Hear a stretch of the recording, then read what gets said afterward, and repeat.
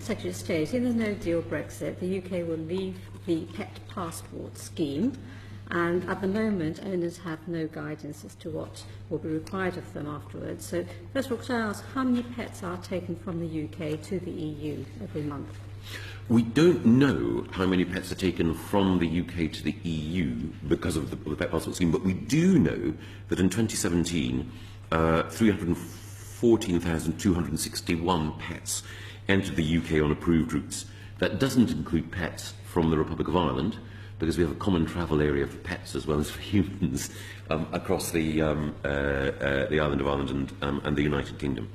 Of that 314,000, the evidence suggests that 95% of those have come from EU countries.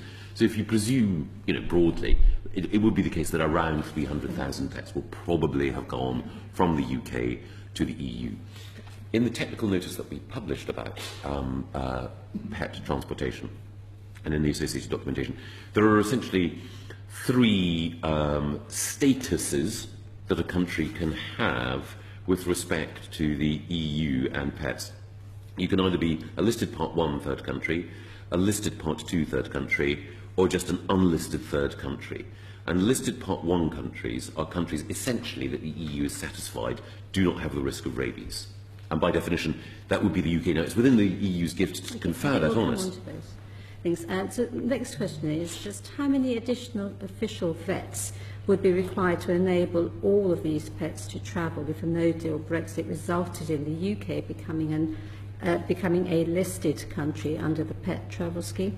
There wouldn't be any need for any additional vet capacity. If we're a listed Part 1 country, then in effect it is very similar, if not identical, to the situation at the moment. There'll be no change in terms of health preparation, only minor changes to documentation. And that is the most likely scenario. If we were an unlisted third country, it would be a very onerous process. But unlisted third countries are only countries where there is a real disease risk. I won't mention them by name, that would be unfair, but it's very, very far from being the position that the UK is in. Now, I can't, as I say, predict what the EU will do, but even if we were in an unlisted third country, we have more than enough veterinarian capacity. It would, however, be a cost for travellers because they would have to visit the vet at least twice before being able to take their animal abroad. Okay. And when are you going to start letting pet owners know what they'll be required to do? In the technical notice, we've outlined what I think the three possible scenarios are. To an extent, we depend on the EU making clear, but we have said that if you are absolutely, if you fear, and as I say, I think this is the least likely scenario, that we will be an unlisted third country, then, and you do want to take your pet abroad from the 30th of March 2019, then you will need to see a vet broadly 4 months in advance, i.e. from next month.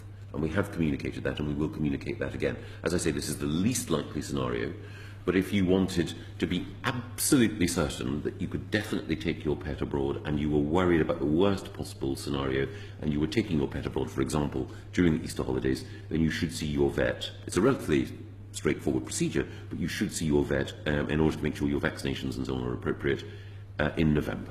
Okay. All right. Now, I'm assuming that pets of UK citizens in the EU would be able to remain yes. with their owners? Okay, that's great.